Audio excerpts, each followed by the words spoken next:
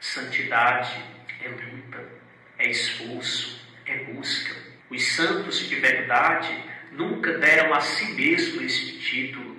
Eles sempre diziam ser os piores, os mais dignos de compaixão, os mais dignos de misericórdia.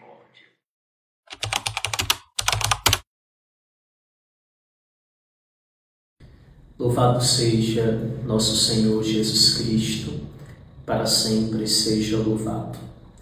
Meu irmão, minha irmã, paroquiano, estamos na 4ª semana do tempo quaresmal. Já estamos às vésperas da grande semana, a semana do amor maior. Durante todos esses dias do tempo quaresmal, Deus tem nos proporcionado um tempo oportuno para escutarmos de modo mais intenso o que Ele tem a nos dizer. E Deus nos fala sempre, Deus se comunica sempre conosco. E a comunicação de Deus para conosco nos chega de tantos modos. Porém, para escutarmos bem o que Deus tem a nos dizer, é preciso que silenciemos o barulho, não somente externo, mas o barulho que está dentro de nós. Nossas inquietações, nossas angústias, nossos medos, nossas incertezas. Somente quem é capaz de calar o próprio coração sabe, consegue escutar bem o que diz o próprio Deus. Nesta 4ª semana, nós começamos com o domingo, ouvindo o texto do Filho Pródigo no Santo Evangelho, narrado segundo Lucas, no capítulo 15. Um texto muito bonito, conhecidíssimo nosso. Aquela história do Pai misericordioso, dos 2 filhos, mas essa história dos 2 filhos, do Pai que abraça, que acolhe, que ama, também nos faz pensar numa outra coisa, no nosso caminho de retorno para Deus, no nosso caminho de retorno ao coração de Deus, um retorno ao coração, um retorno a Deus. Retornar a Deus é sempre um desafio, é sempre o desejo do nosso coração e é sempre uma necessidade. Retornar para Deus, reencontrar Deus, retomar o caminho de casa. Esse retomar o caminho de casa, retomar o caminho de Deus, é o caminho da santidade, é o caminho da perfeição. E aqui me recordo de que a santidade não é algo pronto, acabado. Ninguém é santo da noite para o dia. Ninguém é perfeito da noite para o dia ou do dia para a noite. A santidade é um processo, é um caminho longo que dura a vida toda. Quando nós olhamos a história da Igreja, a história dos santos, podemos observar algo muito interessante. Existem alguns que desde a infância, desde o berço, desde muito cedo, começaram este caminho para Deus, como São Luís Gonzaga, desde criancinha, desde muito menino, apaixonado pelas coisas de Deus, como São João Maria Batista Vianney, patrono dos sacerdotes, desde muito criancinha, apaixonado por Jesus Cristo. Mas também encontramos na história da Igreja, na vida dos santos, homens, mulheres, que depois de terem vivido uma vida de devaneio, depois de terem vivido uma vida tão estranha e tão longe de Deus, um dia são tocados pelo desejo de encontrar a felicidade, de encontrar o infinito, o caminho do retorno para casa. Nós lembramos aqui, por exemplo, São Francisco de Assis. Lembramos, por exemplo, Santo Agostinho de Hipona. Nos lembramos de tantos outros santos que foram se convertendo, que foram convertendo a vida no tempo e na história. E sabe o que é mais interessante? É que eram pessoas extremamente simples. Homens e mulheres muito simples. Homens e mulheres do cotidiano. Homens e mulheres que muitas vezes eram tidos como uma vergonha para a família. Eram vistos como algo estranho à sociedade do seu tempo, da sua época. E que certamente receberam inúmeras críticas. Imaginemos, por exemplo, Francisco de Assis, um jovem igual a todos os outros jovens do seu tempo, da sua época. Imaginem a reação das pessoas quando viram Francisco beijando os leprosos. Imaginem a reação das pessoas quando viram Francisco saindo de uma vida de erro, de pecado e abraçando uma vida nova na graça de Deus.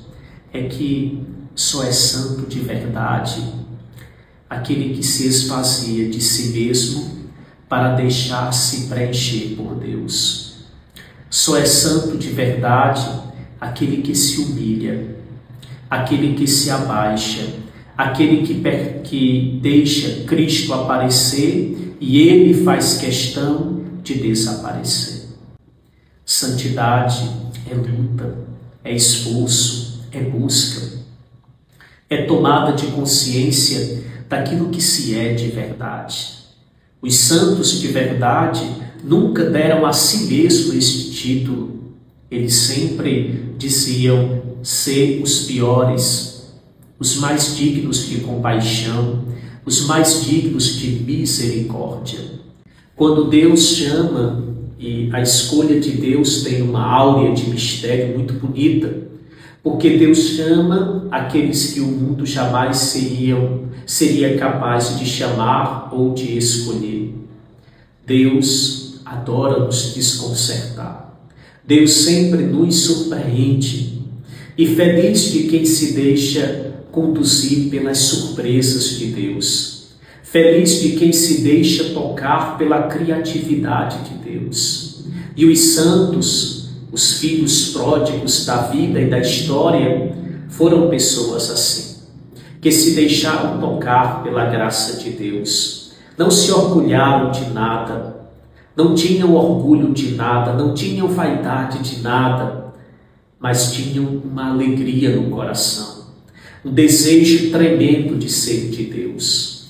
Santidade não significa ausência de pecado, muito menos fuga da cruz. Fuga da cruz. Todos nós somos marcados pela realidade da cruz. Todos nós temos limites, todos nós temos defeitos, todos nós somos pessoas frágeis. Existem em nós fraquezas, limites que nem nós mesmos damos conta.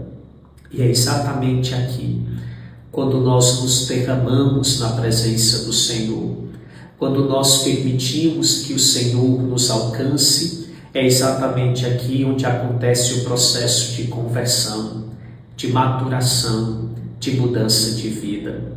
Observem na vida e na história a figura de São Paulo, alguém que era profundamente zeloso pelas tradições, pela doutrina.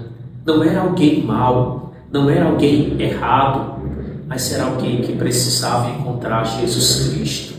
E um dia o encontrou. E um dia foi encontrado por ele.